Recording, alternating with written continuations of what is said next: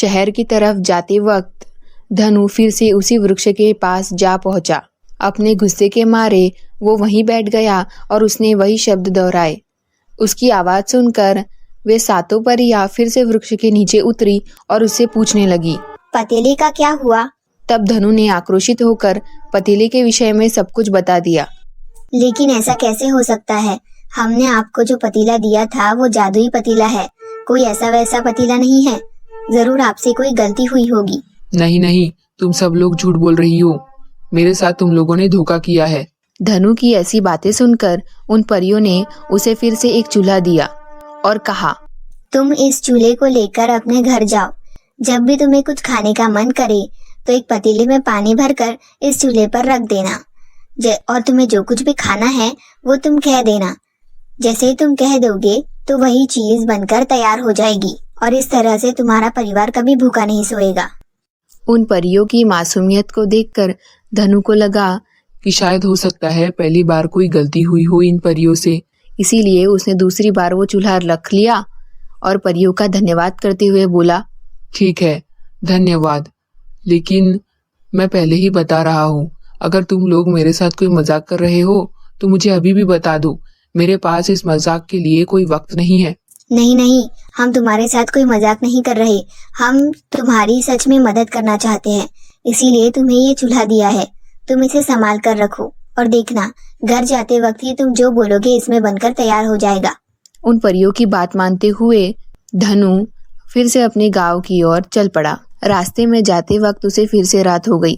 घना जंगल होने के कारण वह उस समय आगे नहीं बढ़ सकता था, इसीलिए फिर उस बुढ़िया की झोपड़ी में रात बिताने के उद्देश्य से ठहर गया। उस रात बुढ़िया ने अवश्य अच्छी आवभगत की, अच्छे पकवान खिलाए और फिर उसने उससे आने का कारण पूछा। धनु ने फिर से अपनी कहानी उस बुढ़िया को सुना दी। बुढ़िया ने पहले की तरह धनु के उस चूल्हे की जगह एक दूसरा चूल्हा रख लिया और उसका वो जादुई चूल्हा अपने पास रख लिया। धनु सुबह को उठा, बुढ़िया से विदा ली और फिर अपना चूल्हा लेकर खुशी खुशी अपने गांव की तरफ चल दिया। जैसे ही धनु अपने घर पहुंचा तो उसे देखकर उसकी पत्नी आग बबूला होते हुए बोली, लगता है आप फिर से किसी की बातों में आकर गांव वापस आ गए हैं। धनु ने अपने पत्नी का गुस्सा शांत करते हुए कहा, नहीं, ये देखो, ये जादुई चूल्हा है। फिर से धनु की बात मानते हुए उसकी पत्नी ने वही किया। उस चूल्हे पर पानी भरकर एक पतीला रख दिया, लेकिन उसमें से भी उन्हें कुछ नहीं मिला। धनु की पत्नी को यह देखकर फिर से गुस्सा आया। वो बोली, लगता है आपके साथ फिर कोई मजाक कर रहा है, आपको मूर्ख बना रहा है। अब तक तो आप शहर भी पहुंच चुके होते। जाओ, मेरा कहना मानो, शहर जाओ और इस बार पतीली, चूल्हा, इन सब जादुई कहानियों में पढ़कर अपना वक्त बर्बाद मत कीजिएगा। बस शहर जाइए और कुछ काम ढूंढ कर ही आइए। धनु फिर से गुस्से में भर गया। फिर जंगल में उसी वृक्ष के नीचे पहुंचकर चिल्लाने लगा, आज मैं तुम सातों को जरूर खाऊंगा, क्योंकि तुमने मुझे फिर से मूर्ख बनाया है। अब मैं तुम्हें हरगिज नहीं छोड़ूंगा। उसकी आवाज सुनकर वे सातों परियां वृक्ष से नीचे आई और उसके सामने हाथ जोड़कर बैठी। हे मानव, हम भला तुम्हें मूर्ख क्यों बनाएंगे? हमने तुम्हें जो दोनों चीजें दी थी उसमें जादू की शक्ति थी। लगता है तुम्हारे साथ कोई और धोखा कर रहा है। अच्छा, तुम एक बात बताओ, यहाँ से सीधा अपना घर जाते हो या फिर रास्ते में कहीं रुकते हो? हमें ठीक से पूरी बात बताओ।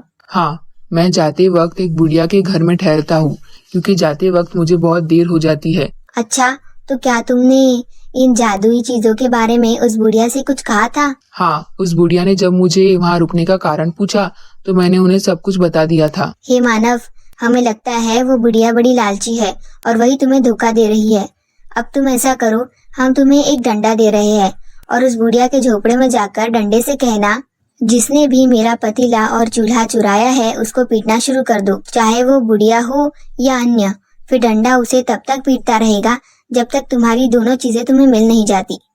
डंडा लेकर धनु फिर से वहां से चल दिया। पहले की तरह आज भी वो उस बुढ़िया की झोपड़ी में गया।